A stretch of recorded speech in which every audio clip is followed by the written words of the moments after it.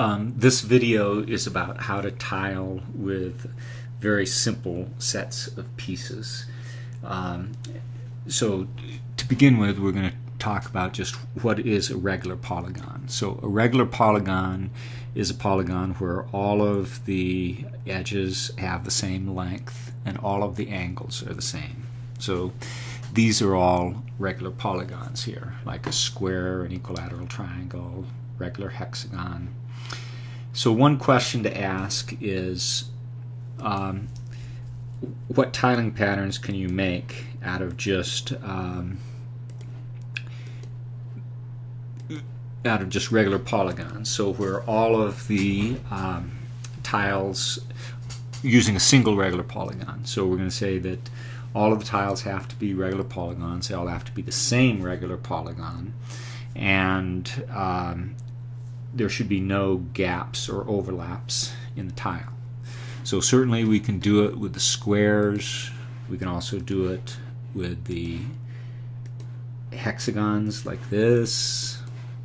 This is well known to most of you, I would assume. You can also tile with triangles, and tiling with triangles is really almost exactly like tiling with hexagons, because what we can do is we can just first make a hexagon out of the triangles and then we can tile with that hexagon. But the question is, can we do this with any other regular tiles? And it turns out that the answer is no. So for example, if we try to tile with a pentagon, what we find is we can fit 3 pentagons around a vertex, but there's going to be a little gap here. And if we add a 4th, we get an overlap. And the same thing is going to happen if we try to do it with any other tile. So here we're trying it with a hexagon or with an octagon. When we do an octagon, 2 still leaves a gap, but we add a 3rd one, and now there's an overlap. So the tilings where you can tile with a single regular polygon are known as the regular tiling patterns, and these are the equivalent of what in three-dimensional shapes would be called the Platonic solids. So one thing is we can generalize the fact that there are 3 regular tilings in many different ways. One thing is, well, we know we can tile with squares, but it turns out that tiling with squares is really just a special case of the fact that we can tile with rhombi, because a square is really just a special case of a rhombus. Now, many people are familiar with the fact that you can tile with a rhombus, but something that's not as well known is that you can tile actually with any quadrilateral. So here is a quadrilateral. It has 1, 2, 3, 4 sides. It turns out we can always join a quadrilateral to itself to make a hexagon that has 3 sets of parallel sides. So we've joined this quadrilateral to itself. This is a hexagon. It's got 6 sides, and it comes in 3 sets of parallel sides.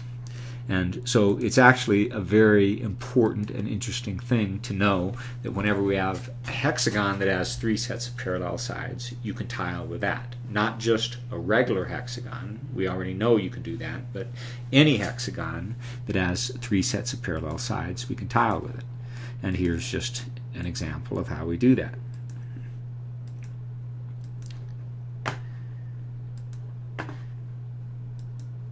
So this is showing a tiling with this quadrilateral, where what we did is we first put it together to get a hexagon, and then we tiled with the hexagon.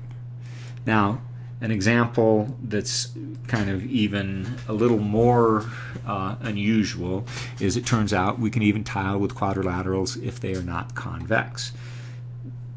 What we can do is we can still put it together to get a hexagon that has 3 sets of parallel sides. This, if you count all the sides, is a hexagon, and we have 3 sets of parallel sides. And even though this is a very funny looking hexagon, we can still tile with this funny looking hexagon to fill the plane like this.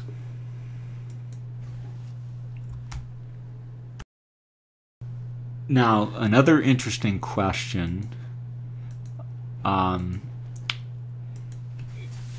from asking, what if we try to tile with regular polygons, but we don't require that it's just a single type of regular polygon? And furthermore, what we will do is we will require that every vertex looks the same as every other vertex. So here I just made a pattern that satisfies all of these. So what it is, every tile is a regular polygon. So every tile in this tiling is either an octagon or a square, a regular octagon or a square. Every vertex looks exactly the same as every other vertex. This vertex has 2 octagons and a square. This has 2 octagons and a square, 2 octagons and a square. So it turns out that tiling patterns that satisfy this are called the Archimedean tiling patterns, and they are the analog of what in three-dimensional space are called the Archimedean solids. And so, for example, a very famous example of an Archimedean solid is the soccer ball. I'm going to go to barn B here.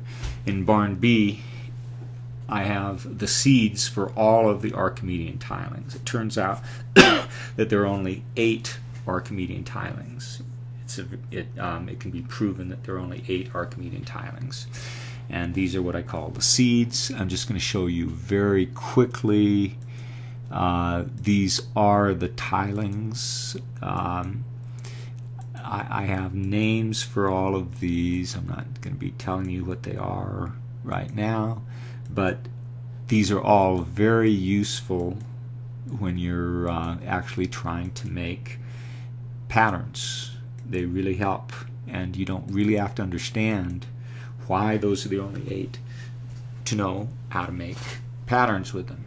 So one thing I'm just going to show you very quickly, just how you really generate the pattern from one of these seeds. Just an example.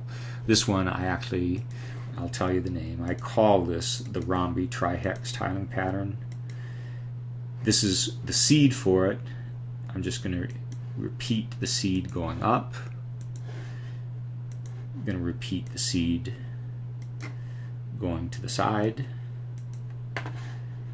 and move the thing a little bit, size it up, and we see this is an Archimedean tiling. All the tiles are regular polygons. We have hexagons, squares, triangles. Every vertex looks the same as every other vertex. This has hexagon, 2 squares, and a triangle. This has a hexagon, 2 squares, and a triangle. It's one of the 8 Archimedean tilings. One interesting subject concerning the Archimedean and regular tilings is what you call duality. So it turns out that when you take a tiling, so let's take the tiling with hexagons, for example.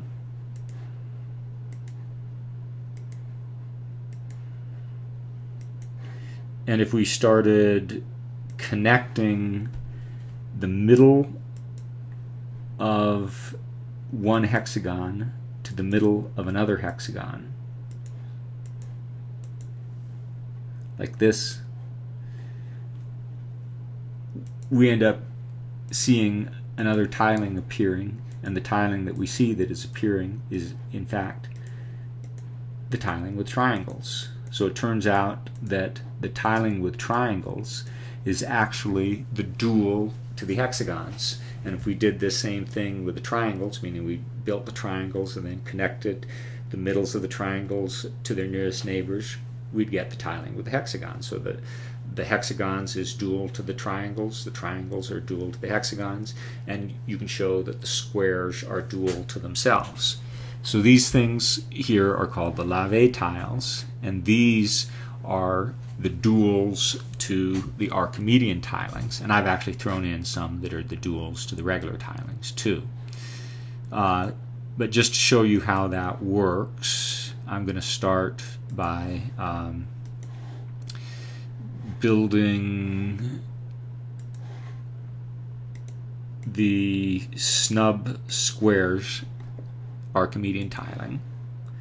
I'm making it seed. I'm going to color this so that the lines show up a little better. And what I'm going to do is I'm going to add lines to this, just as I did for the hexagons, going from the middle of the vertex to the middle of the edges, and that's going to be equivalent to joining the middle of one polygon to the middle of its neighboring polygon. And then I'm going to just finish this tiling like this, and what we see is that when I do this, another tiling has come out, and turns out that this tiling that's come out that we can see in the white lines, it's tiling that has a single piece, and this piece is this piece right here, which is called the chirotile, and the tiling with the chirotile is called the chirotiling. And I'm just going to show you a tiny bit of the chirotiling here, just so you can see that what we are getting when we take the dual to the snub squares tiling pattern is in fact just the chirotiling. And it turns out that the dual to the chirotiling is going to be the snub squares. And this is very simple to show. I'm going to show you this. One thing is when I actually put the lines on there, I don't put them quite in the right place when I'm dealing with the lave tiles, so I don't quite get the snub squares back, but I get something that's almost like the snub squares, and you'll see that. Oops, you'll see that in just a second. Okay, so I'm just going to finish this here.